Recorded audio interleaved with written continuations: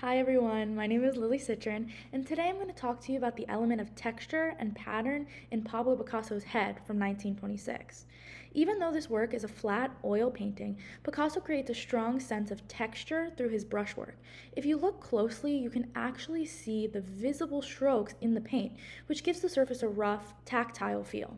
This texture adds a layer of emotional depth. It feels raw and expressive, almost as if the artist's hand is still moving on the canvas.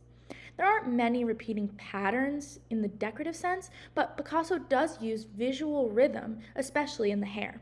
The striped black and gray sections on the right side create a pattern-like effect that guides your eye across the head. It's stylized almost like carved lines and contrasts with the smoother texture of the face. Overall, the texture and pattern in this piece help break the face into multiple planes, reinforcing its abstract and fragmented style. Picasso isn't trying to imitate real skin or fabric, he's creating a raw, emotional experience through how the surface feels visually. Thank you for listening. Hi, my name is Francesca Chillura. I'm a freshman at Florida Atlantic University and I'm majoring in business management. The artwork I'm talking about is called Head or Tête by Pablo Picasso. One of the main things that stands out to me in this painting is the way Picasso uses the element of space. He used the style of cubism, where artists break objects into shapes and shows them from different angles all at once. Instead of trying to make the face look real or three-dimensional, he flattens the space and puts different angles of the face together on one flat surface. This creates a layered puzzle-like look. By playing with space like this, Picasso makes us think differently. Instead of looking at a person one way, we see them in parts, sideways, straight on, and at angles, all at the same time. This connects with where I am in life too. As a freshman, I'm still figuring out who I am, and that feels a lot like seeing myself at different angles. I may not know my exact career path, but I do know I want to approach life and others with an open mind, just like this artwork encourages us to do. Thank you.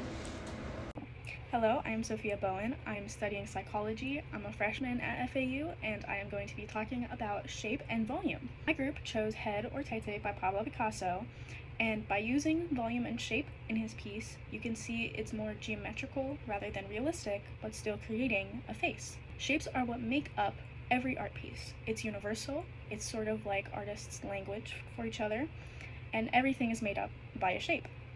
The shapes he uses and the places that he puts them gives us an abstract version of the human face, instead of realistic, which is more kind of his style. He uses volume and shape to break down the traditional and realistic art to give us his unique style. The volume makes it come to life, even though it's only a 2D painting. It makes it feel more alive and 3D, even though it's only 2D. And it really brings me the emotion of comfort, knowing that it's as simple but also complex, knowing that it's just shapes and volume that can make a whole piece come to life. Thank you. Hi, I'm Marissa, and I'm a freshman at FAU and I'm majoring in pre-law. Today, I'm talking about the elements of both time and motion in this particular artwork titled Head or Tête by Pablo Picasso. In this artwork, he's trying to play with the concepts of both time and motion by using a fragmented face. I can relate personally to this artwork because something that I've always felt strong about is the idea that we're kind of like a mosaic of everyone we've met, and the face in this piece shows all of these different angles and experiences at once, so it almost seems like a mosaic or a snapshot of the time that this person went through. It speaks to me because even though it's just a face on a piece of paper or artwork, I believe that the face is not frozen at all, but instead it's definitely very active and continuing to develop.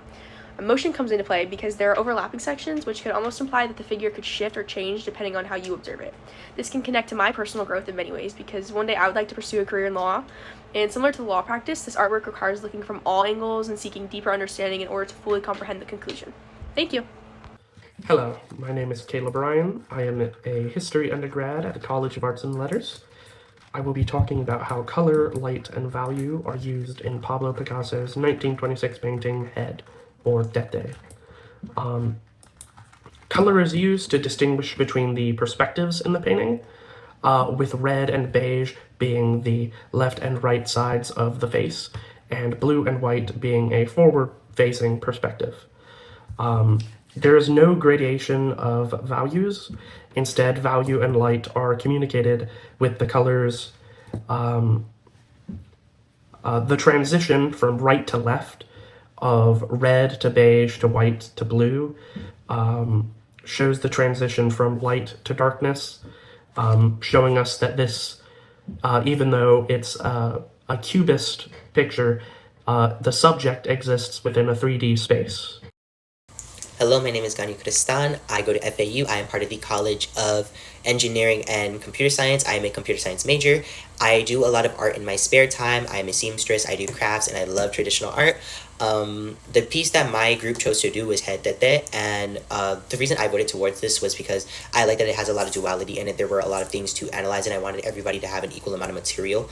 What I chose to do specifically was lines, because the line art that I do in my traditional art is very fine, it's very thin. When it comes to this piece though, what I see and notice about a lot of these lines is that they all have various different thicknesses. Some start out thin and then get thicker as they go. I noticed this with the head. What my eyes were first drawn towards was the eye, or what I can interpret as an eye on the left side of the face, the eye on the right side of the face, which appears to be in a more oval shape with sharper ends on top to bottom, and it has another one on the inside of it that looks like an iris. I think that the duality of that is really cool, and there is a line that starts out straight and then curves and continues to curve rightward, and the way that it helped me interpret this piece was that it was maybe two beings sharing a body, or someone with more than one identity, or someone that is more complicated than they might look. He did that with various thicknesses, various features, various lines in his art, and I really do like that he used these lines to convey different parts of something that a human would typically have. Like, something I really did like, my favorite part about this is the hair. I love that it's so simple. He used lines of different thicknesses and he drew them curving outwards, and it creates this look of a side-parted bob, and I like that it all comes down and I can tell what it is despite it all being different. That's really inspiring.